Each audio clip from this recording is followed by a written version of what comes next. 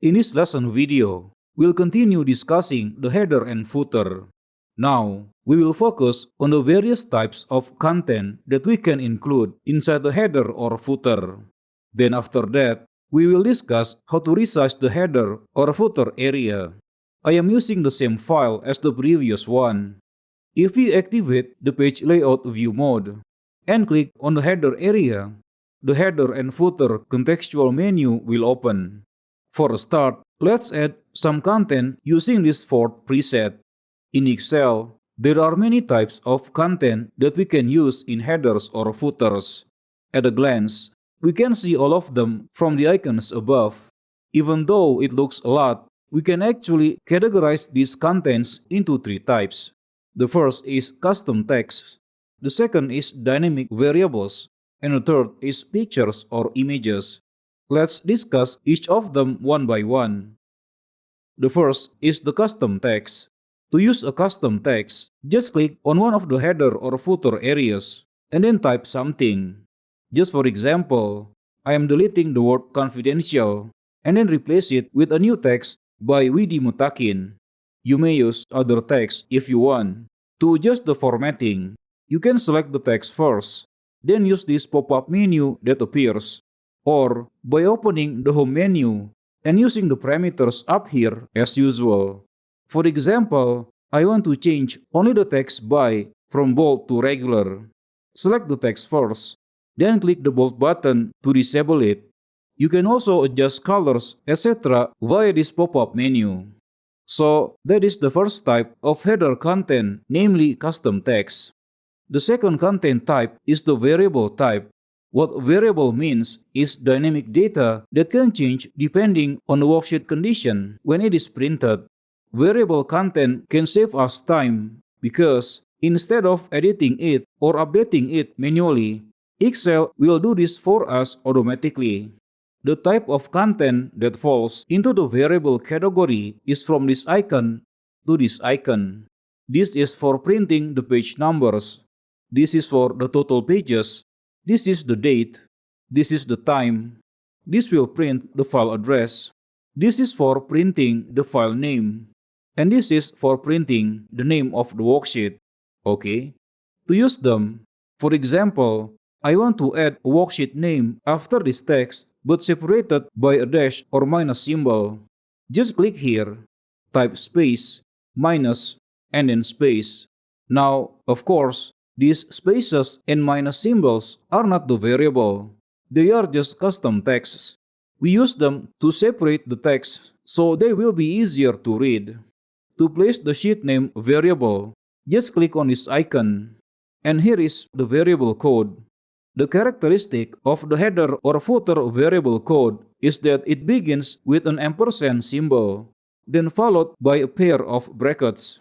Inside or between the brackets, we can put the variable code. If we click on the middle header area, we can see that this date is actually a variable. We can create the date code using this icon here. And if we click on the right header area, the page text is a custom text. But what generates the page number is this variable code which you can easily create by clicking this icon above. If we exit the header editing mode, we can see that all the variable codes will be dynamically replaced by Excel with the relevant data. Now, you need to know that you can actually type in the variable codes manually without pressing any of the icons above. But, of course, you need to know or memorize the codes first. Just an example, we can click on the right side of this date code, then type space, minus, and space again. Then type the ampersand symbol, open bracket, time, and finally closing bracket. If we click outside to exit the header editing mode, we can see the result of our code is this time information. This is the same as pressing the current time icon in the menu. Of course, it will be easier to press an icon than to type it manually. But at least you are now aware of how it actually works.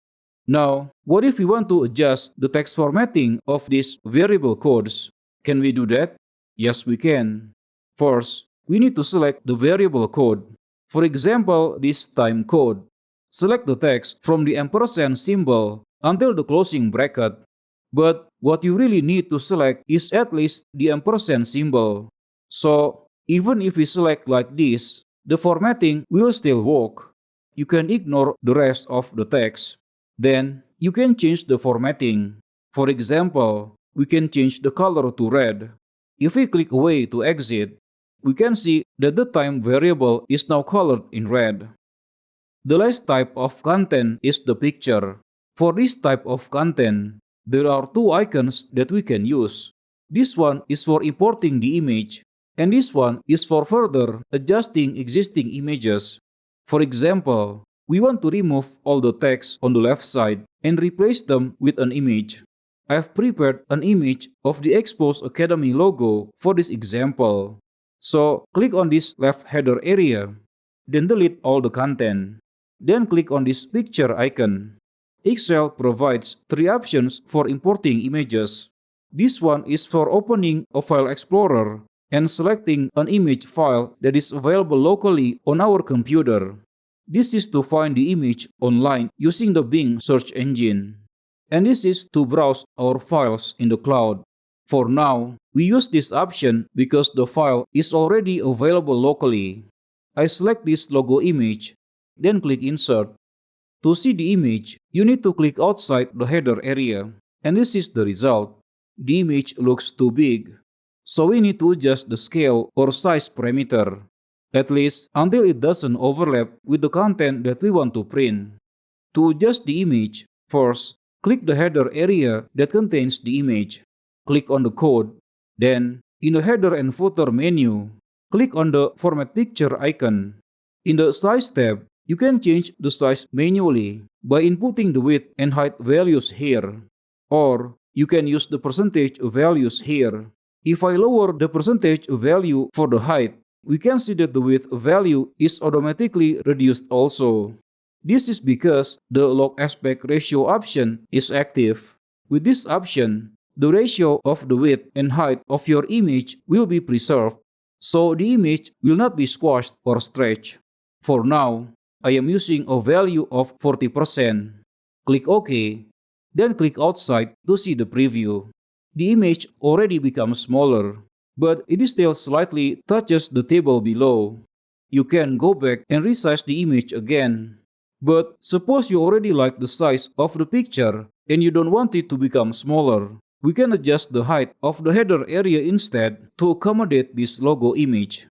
To make the header area higher, if you are in a page layout view mode, you can just hover your mouse to this area until you see the mouse cursor changes to an up and down arrow symbol. Then drag it down. Now the header area is taller, so that this logo image no longer overlaps the table below it. Now, before we continue, you need to know that there is actually no such thing as the header height parameter. The one we just dragged is the top margin line.